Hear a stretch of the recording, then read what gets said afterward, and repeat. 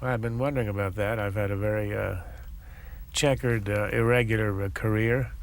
I was once asked by an intern at the New Republic magazine where I used to work, how do I get to be a nationally syndicated columnist? And I said, well, first you go to medical school. It was pretty unplanned. I had intended to be a psychiatrist. I practiced for 3 years. And then I just had a tug, a feeling that there was a wider world out there I wanted to get involved in. I had studied political theory as a graduate student, and I went back. I came to Washington, and one accident led to another, and ended up doing what I'm doing. I think the single most influential thinker when I grew up, which was late 60s, early 70s, at the time of the Student Revolution, was a very short book by a political philosopher called Isaiah Berlin, Oxford philosopher, called The 4 Essays on Liberty. One of them was Two Concepts of Liberty, in which he sort of made a distinction between what he called positive liberty and negative liberty. And it was sort of a liberal credo. It was against the craziness, the left-wing radicalism of the age. And it was a very clear essay in which he stood up for what he called negative liberty, which is how we understand it in the West, being left alone.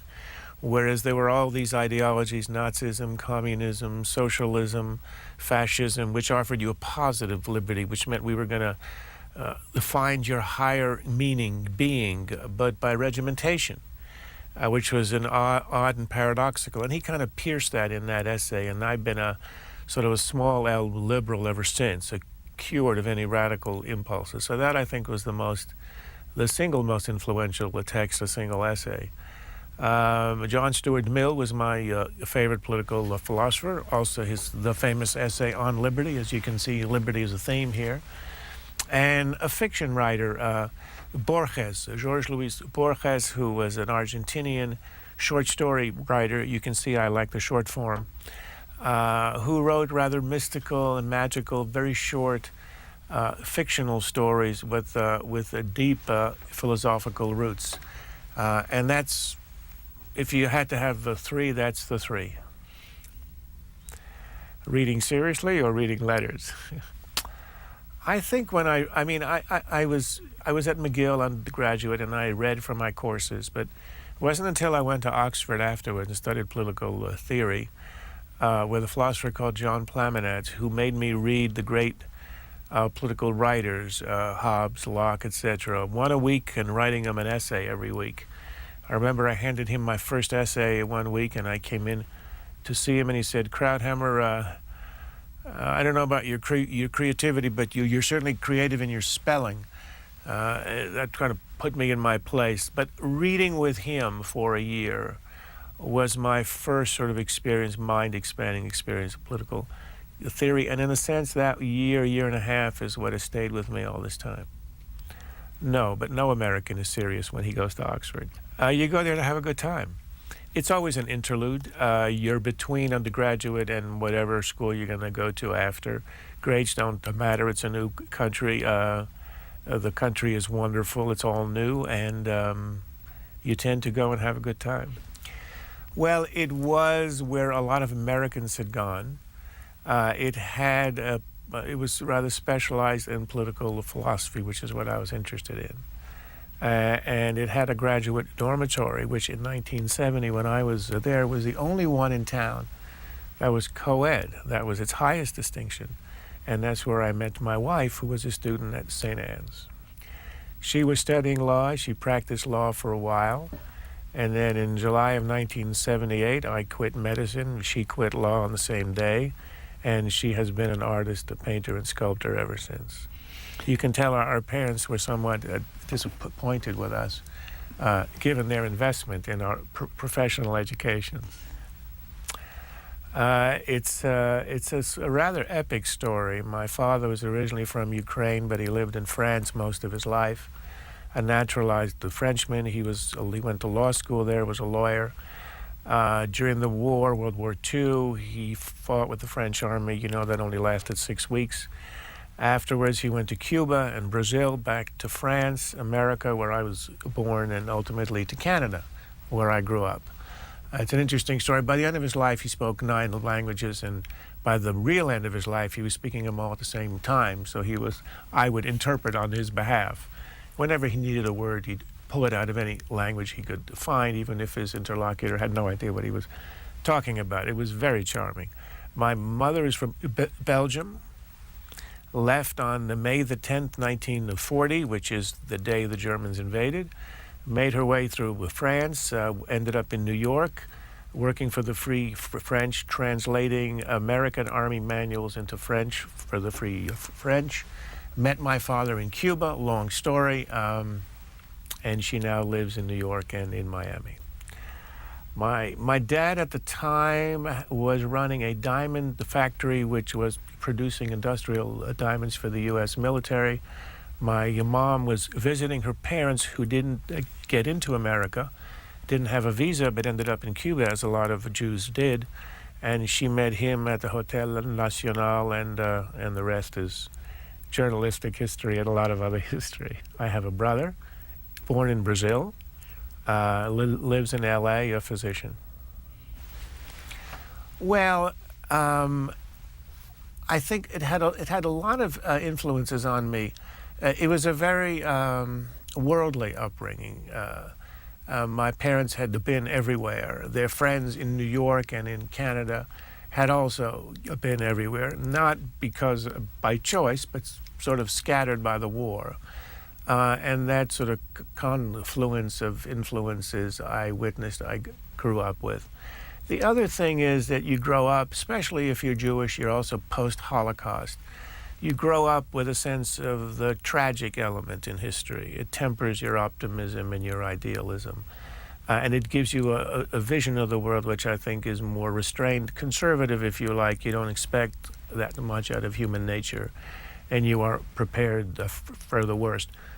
And the most interesting political aspect of that is you have enormous respect for the American political system, which the founders had an equal skepticism about the goodness of human nature, and constructed a structure which would contain the impulses, good and the bad, check and balance, to produce a stable and a just society. So in a sense, all of that ends up giving you a deep appreciation and even love of America.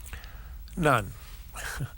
They were beyond politics. Life was involved in raising a family, trying to make a living, maintain your friendships. Politics was not central to our lives. In a sense, I learned my politics when I left home. My father moved us to Canada when I was 5. I grew up in Montreal. I went to McGill until I was 20. I graduated in 1970. When I was 20, I went to Oxford, and then I never returned to Canada. I was always an American citizen because I was born here. I went to medical school in Boston, and then later I came down here. No. Yes, and I was a student there, and then I did a 3-year residency in psychiatry at the Massachusetts General Hospital. In my last year, I was one of the chief residents, published a few papers on bipolar disease, and then came to Washington in 1975. Yes.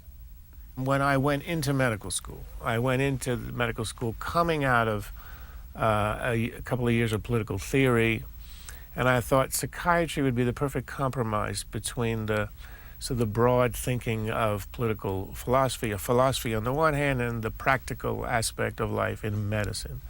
It wasn't exactly it turned out it wasn't exactly what I'd hoped it would be, so that's one of the reasons I left. None. There are no special insights that psychiatrists have into human nature.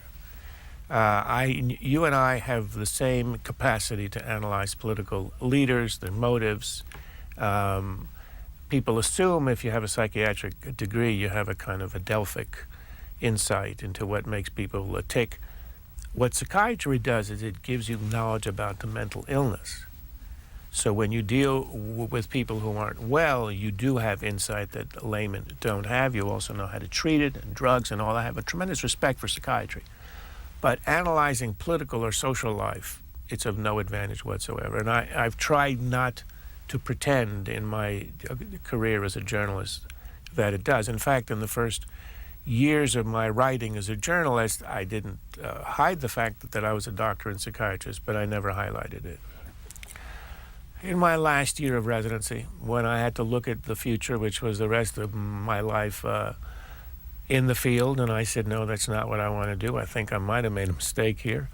I want to do something else.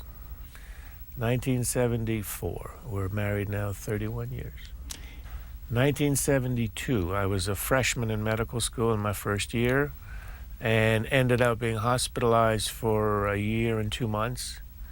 But since it happened at Harvard Medical School in one of the swimming pools of the hotels at the complex, I ended up doing my year-plus stint as a patient in Harvard teaching hospitals, so that I was able to do my second year of medical school in the hospital as a patient. Even though I wasn't able to attend any classes, I'd study at night, and they were very good in having professors tutor me at night. Then I was released from the hospital. I rejoined my class for the third year, and then I graduated the year later. Very simple. I hit the bottom of the pool with my head, and it caused no injury except a breaking of the spinal cord. 2 months. Well, being a medical student and that week studying neurology, which is rather ironic, the book I had with me when I was hurt was neuroanatomy. I knew exactly what happened the second it happened, and I knew exactly what the consequences were, and I knew what the future was. And I think that was a help to me, because I never had any illusions. And a lot of the bedmates I had on the wards where I was had a lot of illusions, and I didn't have them, which I think was useful. So I knew you had two choices. You could give up, or you could just pretend it hadn't happened, or do everything that you could to. And what I resolved is I would try never to let it change my life or change the direction of my life. The irony is that I'd intended to be a psychiatrist, which is about that and radiology was about the only thing I could do, and that's what I wanted to do, so I went ahead and did it. Well, I spent that year basically in physical therapy, exercising, regaining my strength, and it took a lot of time. That was my whole day, 8 hours a day, on the mat, training, weightlifting and all that. And then in the evening I studied, so my day was taken up. It's like your day, except it's a little bit harder. All the routine stuff takes a little bit longer. Life is a little more expensive, but ultimately it's not that different. Yes, I've got hand controls. It's pretty simple. Oh, I think everything. I mean, when I was in my teens, I spent 80% of my waking hours doing sports. That doesn't happen anymore. So I missed out on, there's a lot of things that you lose. But on the other hand, Brian, everybody has their cross. Everybody has a cross. Mine is a particularly obvious one, difficult one, but, I never asked the question, why me? Why not me? Everybody else, we all have our tragedies. I got mine early. In fact, as I age and my friends are aging, some of them are in one way or other are joining me, and I've had 30 years of practice, so I've got a heads up. Look, I'm not looking at the upside here. Parking is easier, and that's about it. There's not a lot of upsides, but you take the hand you're dealt with and you do what you can with it. He's studying political science and economics. He thinks better than me. He's far more sophisticated intellectually and politically than I was at his age. Partly, I think, because he grew up in this town and exposed to political ideas and thoughts from a young age. He's quite remarkable. I don't think he's got a clue what he wants to do, except perhaps I think he knows he doesn't want to be a doctor. That's about the only thing he's ruled out. Everything else is ruled in thus far. The New Republic. 1981, I joined the New Republic. I'd written a few pieces as a freelancer from the outside in 78, 79. When I came to Washington, when I left psychiatry, I came here to work in the bureaucracy, NIMH, National Institute of Mental Health, as a director of psychiatric research. So it's sort of a continuation of my expertise. And it was a non-political appointment. But at the time, through a series of accidents, I ended up being asked to be a speechwriter for the Vice President Walter Mondale.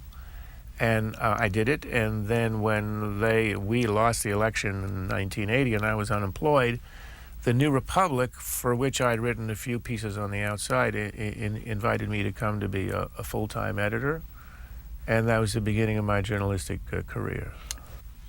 Oh yes, at that point I was what you might have called a Henry Jackson Democrat. I was a Cold War liberal.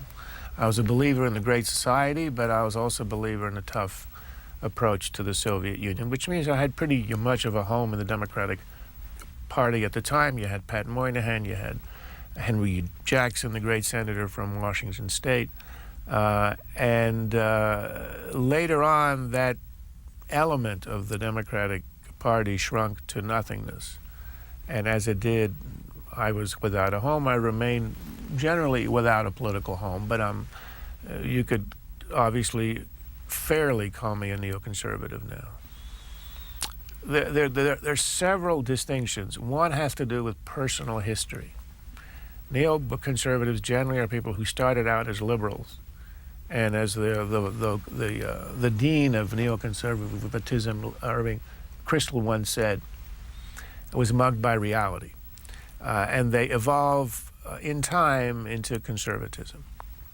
So that's number one. If you ask a neoconservative, how did you vote in 1968, a seminal year, he'd say Lyndon Johnson. If you ask a conservative, in 1964, he would say Lyndon Johnson, and a conservative would say Goldwater. So that's one distinction. The second is that because of that, neoconservatives carry over some of the idealism, if you like, and objectives of liberalism, which means they want, for instance, in foreign affairs, there is a critique by conservatives of neoconservatives, which is that neoconservatives are too utopian, Wilsonian, if you like. We want to revolutionize the world. We want to democratize the world, and the answer is yes. What distinguishes us from liberals is that we don't rely on the institutions that liberals rely on, the UN, treaties, and all that Wilsonian stuff. We believe in power, American power in particular. But what distinguishes us from other conservatives, or traditional conservatives, they are more likely to be realists. They're not interested in the governance of other countries, if it's a democracy or not. They're just interested in how the government acts in relation to the United States. They're interested in national interest. They're not interested in constructing democracies abroad. You might look at the traditional conservatives, realists, as people who believe in the billiard ball theory of international relations. Other countries interact with each other, they knock into each other, and that's what you care about.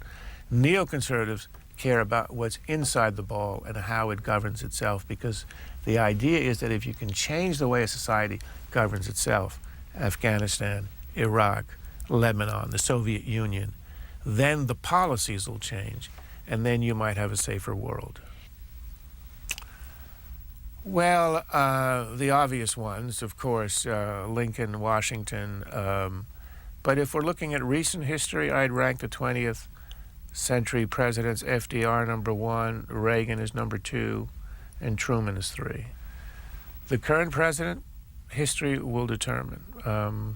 I think he ranks high now, but ultimately I've always had a sense that you can argue all you want, you write all you want, but in the end, history will decide who was right and who was wrong. You can suggest in your argument that the war in Iraq was right, the war in Afghanistan was right.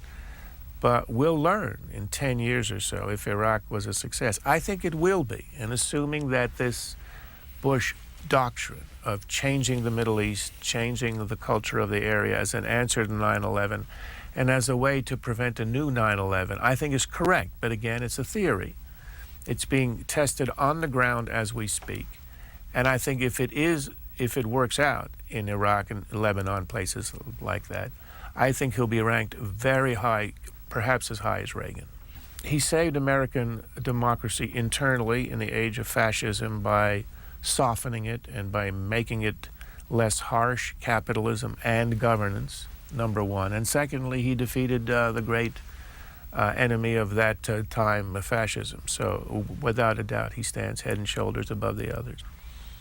I think he did what you had to do. With Social Security was a great triumph. It sustained a whole 2 generations. It took the elderly out of poverty.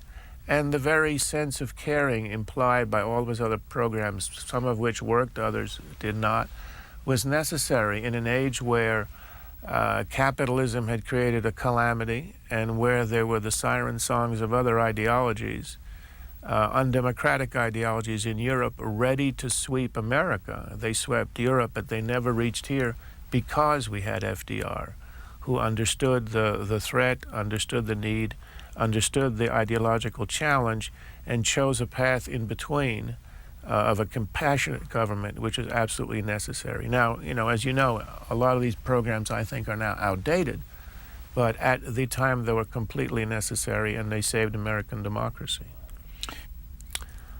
Time magazine, 2 years after I started at the New Republic, asked me to do an essay once a month, which I have been doing ever since, on the back page. The next year, the Washington Post asked me to start a column, and the year after that, it was syndicated nationally. I write in one place, on one machine, in one office. I don't know what it is, but if I'm anywhere else, I can think, but the writing is not going to happen. I write in my office, which is in downtown Washington. It's my own office. I set it up about 18 years ago. And I write usually on Wednesdays. My column goes out to the syndicated newspapers Thursday at 11 o'clock, and it appears in Washington and a lot of other places Friday morning. I haven't got a clue. What was the year of that? Oh, yes, I know what that must be. The ordeal presidential candidates have to endure to be crowned king.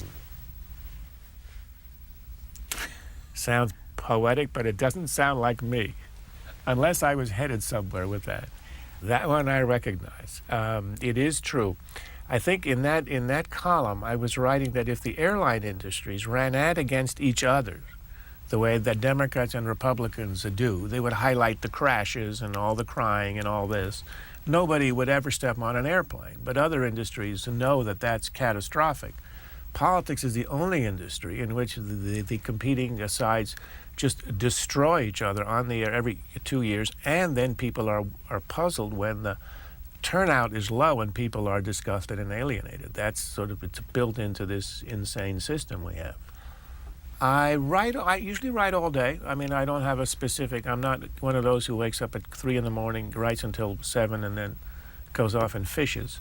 Well, the way I get around that, yes, I'm a fusser, and I know it's a problem. So what I do is I learned something when I was a psychiatrist in Mass General. When you discharged a patient, you had to give a discharge summary, and it was very long in psychiatry, about 8 single-spaced pages. And in Mass General at the time, you would do it by picking up a house phone and speaking into a machine. Now, I never mastered how to pause or stop the machine, so I just had to go, and it was really incoherent the first couple of months. But in the end, I got the hang of it, and I like dictating my first drafts because I have a horror of a blank screen. The minute I start to type on a blank screen, I'm fussing and editing, and I get nowhere. So what I do is I think it out in advance. Usually I put down an outline of a dozen or 20 words, so I know the structure. Once you've got the structure of anything, it's done. Then I speak it as if I were explaining it to you or anybody or my friends. And then I have it all down on tape. It gets instantly transcribed. It ends up on my screen. And then I'm just editing. And as you know, editing is easy. Writing is hard. So then I'm editing myself, and I spend hours and hours. You go over it, and you make it right. I like to polish. And that's how I do it. But I don't sit there and compose. I just say it, and then I work it from there.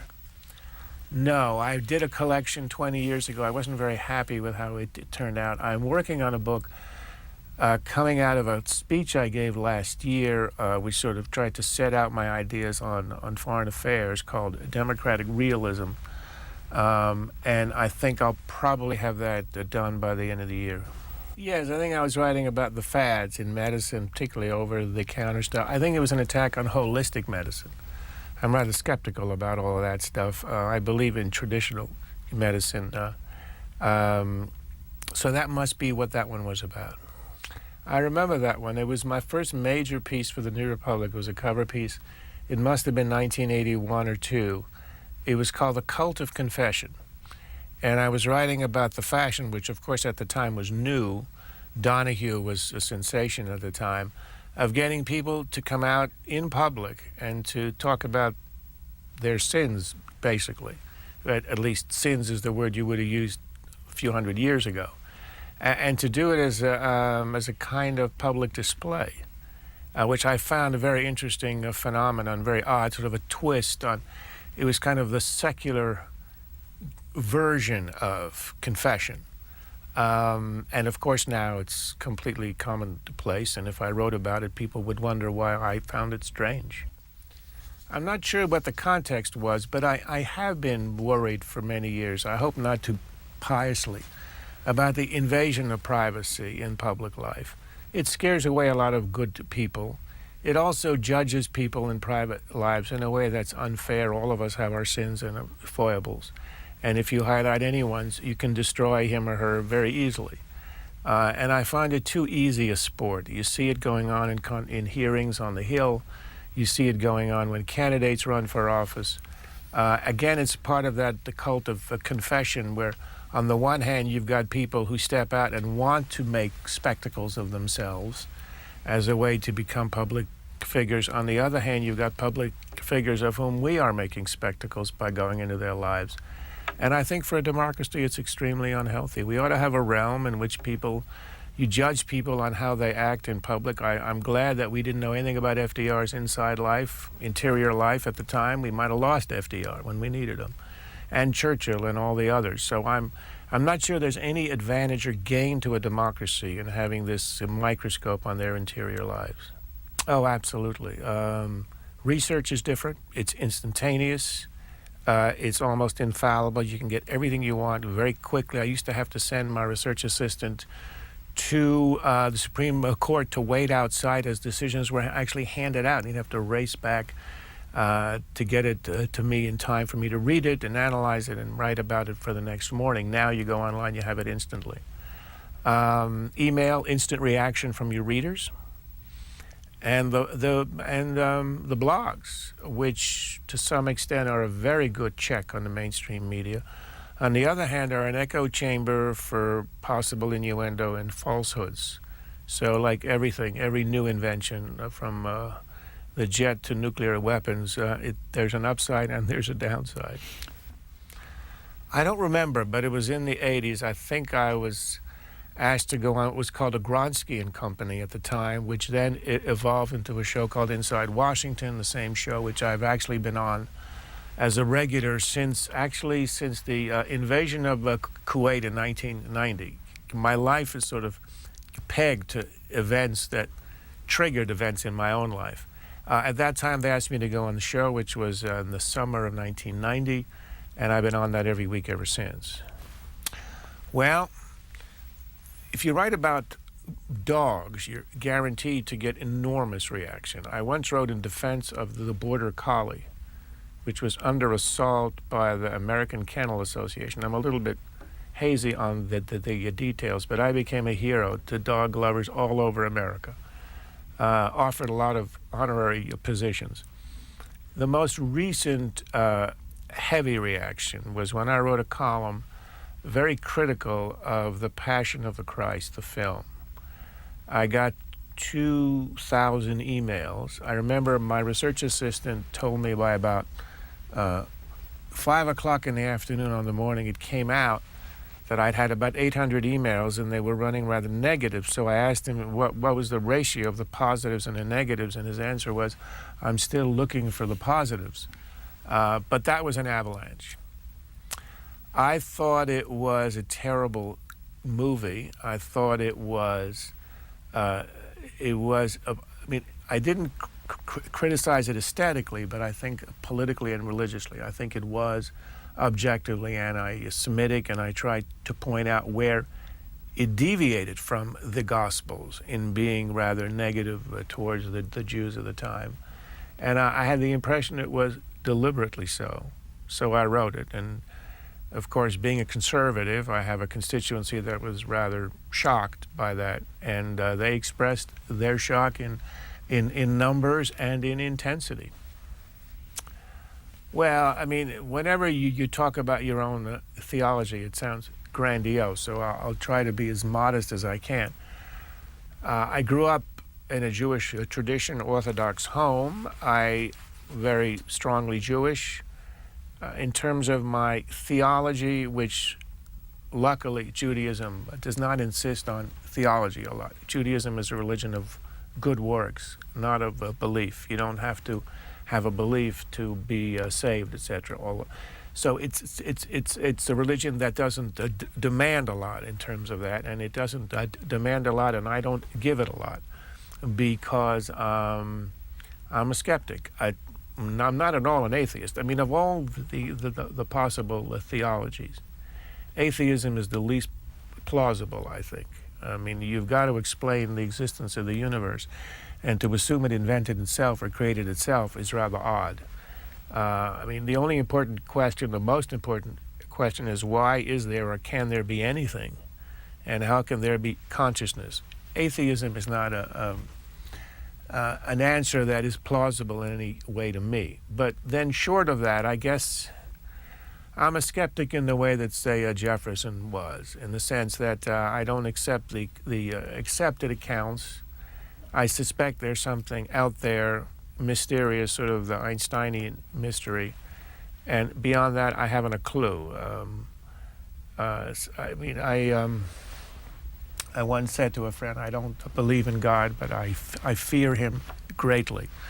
So I'm rather impressed by the fact that the universe is inexplicable in any terms in which we understand. So there's something out there that we don't. That induces a little humility, and that's theologically I try to remain humble because I don't understand it. I'm not worried about risks. I've always, when I went into journalism, I decided this is what I wanted to do. The point of it was to say what I believed, and I didn't really care one way or the other how people would react. Otherwise, I'd still be a doctor. It's an easier life, and I don't have to take those risks. Yeah, shoresh. It's the Hebrew word for roots or foundation. My son was in after school, in high school, to learn about his religion and tradition, and I was extremely unhappy. He wasn't learning anything. So I met two other dads who had that same concern, and we set up a tiny little school where they would go on Sunday evenings and they would learn text, liturgy, the Bible, Jewish history, and rabbinics, and the commentaries on the Bible. But text, instead of schmoozing and talking, and, you know, Jews in Hollywood is not, you know, it may be interesting, but it ain't important. So that's the courses that we established. We set up this little school, and then it turned out there were other parents who wanted their kids to actually learn something, and the school now is up. It's got a 5-year program, and it thrives. Well, that's a fledgling enterprise in which the idea that she had, which was that there are some sort of lost traditions of classical Jewish music, not religious, not folk, not klezmer, not the kind of stuff people know, but classical works written by Jews. For instance, there was a group of students of Rimsky-Korsakov at the turn of the 20th century who wrote in the Jewish tradition, Russian composers, which was mostly lost. It was known as the St. Petersburg School. So our idea is to retrieve the works, to have them performed in Washington. We've gotten some help from the Kennedy Center, and we're trying to put together programs that over time will expose that kind of lost music and others to a general audience. Very rarely. Not really. I had close contact with him really once. I mean, I saw him, you know, at work as a journalist. He had me and two other journalists to lunch once in the mid-'80s. That was the closest I ever got to him. My theory is, not with presidents, but with people in government, you don't want to be that close personally because it makes it hard to be objective and critical. So I'm not one who depends on sources a lot. If you read my column, obviously I'm making it all up. And I find it's a lot easier that way because then you maintain your distance, which I think helps if you're a commentator. I used to think I'm talking to my son, explaining things to him when he was, say, in his early teens. That way I would try to be clear and well structured.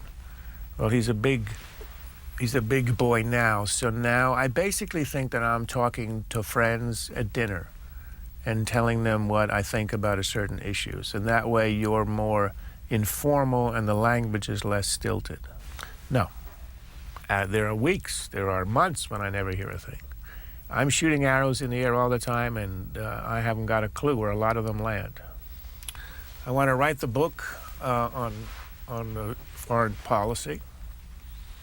I'd like to write not a memoir, but a pastiche of some of the incidents in my childhood, particularly of my parents' generation, which was a very picaresque and very interesting generation. And also, you want to live as long as you can because you want to see how things turn out. That's the downside of dying. You don't find out. You know, what's going to happen in the Middle East, what's going to happen with all the things you care about in the world. So I'm hoping to hang in there and learn what history is going to say to us. No, I've generally been healthy all the way through. In other words, other than the normal stuff, you'd have aging, with a few minor exceptions. It's had no impact on my life in terms of health. And it probably will not have an impact on life expectancy. I don't think I did. I'm pretty sure I didn't, Brian. I mean, I'm not defensive about it. Tell me what it was about and I'll tell you. I truly believe that I didn't. If I did, it'll be interesting. There's nothing wrong with having done that. It was 1998 was the year with which the Congress passed a law precisely to that effect, and President Clinton signed a law, which was the Regime Change Act in terms of Iraq. So it was already national policy. The only question was how you were going to do it. And there wasn't anybody in '98 who envisioned invasion as a way to do it. There wasn't anybody in 2001 who envisioned invasion until 9/11. I mean, that's what changed things, and it made it a priority. It made it urgent, and it made the risk of not acting very high, which is why I think we ended up with invasion. But nobody advocated, as far as I know, invasion at the time. The most I heard, and it was from John Kerry, who proposed it once, speculated about it, and Wolfowitz, who also speculated about it, was the idea of having an insurgency in the south of the country where the Shiites are, supported by the United States, which would establish a free Iraq in a part of the country and wage a war against the government. That, I think, was the farthest anybody was thinking of a military engagement. So the short answer is I'm quite sure I never did, although if I did, I'd be interested to learn about it. Secondly, if I had, there would be nothing remarkable about it. And thirdly, the idea that this is the kernel of some conspiracy that was, hidden in the depths of the body politic, waiting to emerge, is ridiculous. Conspiracies hardly act in the open. An open letter is about as open as you get. I'm not sure how central it was. If 9/11 hadn't happened, it would never have happened. 9/11 changed everything. I mean, would we have invaded Afghanistan in the absence of 9/11? No. Would there be a revolution in Lebanon in the absence of 9/11? No. I mean, all of this is because the world changed on 9/11, and we had to rethink how to look at the world and what we had to do. And I think the administration's response, which was that we had to understand that the origins of 9/11 had to do with the political dysfunction in the Arab world, the fact that uniquely, compared to Latin America, East Asia, Europe, Americas, it had been left behind, hadn't developed and was really a cauldron of intolerance and dictatorship and ultimately hatred of America that was a result of that. You had to change that, and that's why all of this happened. So I'm not sure that this is a success story. I think there was a change in history which allowed all of this to happen, but I'm not sure the Iraq question was the most important question in the world before 9/11. Well, I wasn't at his right hand, but I did have a right hand writing, and I wrote about it. And I wrote in Time a month before the invasion that the real reason to do Iraq was not weapons of mass destruction. It was to, as I explained just a little earlier, to change the culture of the Middle East, and which was a risky endeavor. There was no question about it. I never assumed it was a slam dunk. To change that culture in order to change the conditions which had led to the terrorism, Al-Qaeda, and 9/11. So I was not very happy that we pinned it all, or at least a lot of it, on weapons of mass destruction. I understood why that was, because we needed UN support, and all of that hinged on a legality about the weapons of mass destruction. But I've written about international law for years. I'm a great skeptic about international law. I think it's worthless in almost every important issue outside of a fisheries treaty with Canada. So I was not impressed by the necessity of UN action or all of this explanation. I understood why the president had to do it, because a lot of Americans worship at the church of the UN and wanted UN action. Thus, we had to have the WMD issue. But I thought it was risky and it was a mistake, and it turned out that it was a mistake. It's the last remaining bad actor in the entire region, from the Iranian border to the Mediterranean.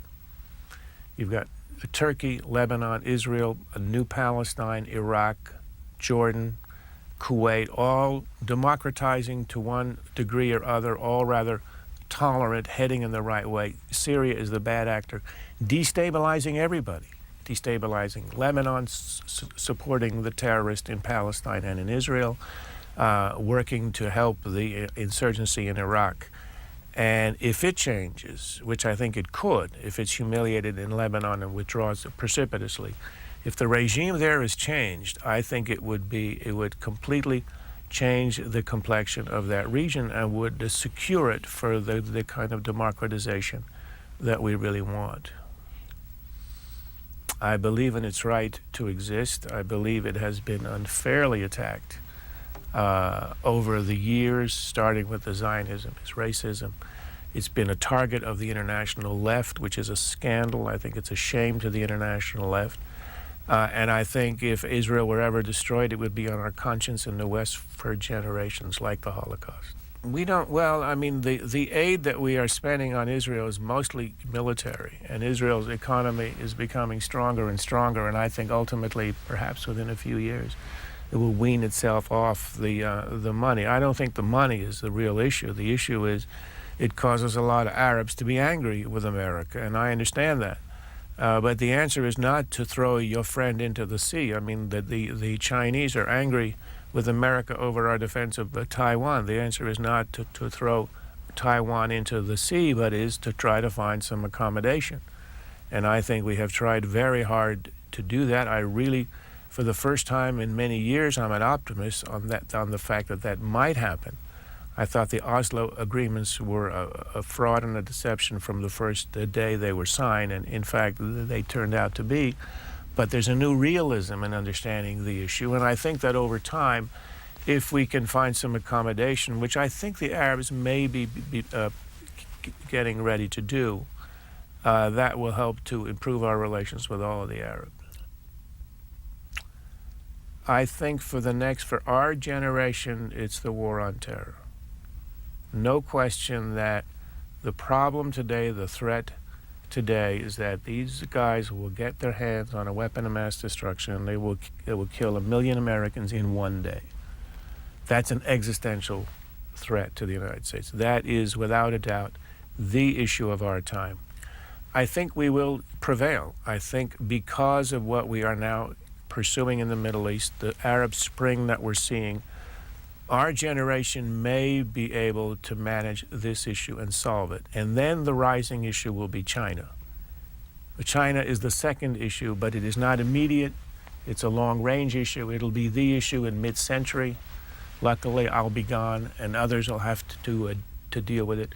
China today to the world is what Germany was 100 years ago, a rising have-not power that's looking for its place in the sun. And if we mismanage it the way that Europeans mismanaged it a century ago, we're going to have real problems.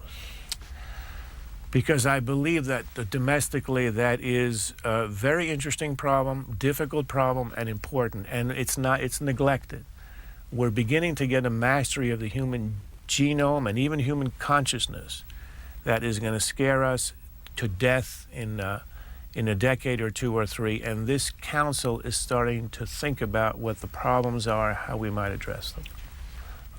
On these issues, no. I've written publicly that I believe his restrictions are too strict. I would allow the use of human embryos discarded by clinics, which would open a vast amount of material for stem cell research. And I suspect that the line the president drew, which was a lot stricter, is not going to hold. I haven't got a clue how it'll work out. It's going to be extremely interesting because this is an extremely rare election. Two-term presidents always have an heir, the vice president. Eisenhower had Nixon, all the way through to Clinton had Gore. Well, it's not going to happen because Cheney's not running. So it's wide open. I like Condi Rice, but she apparently wants to be the commissioner of the NFL instead. I think she will be the Democratic nominee as she heads towards the center, and she'll be a very strong candidate. Absolutely. She is extremely smart and clever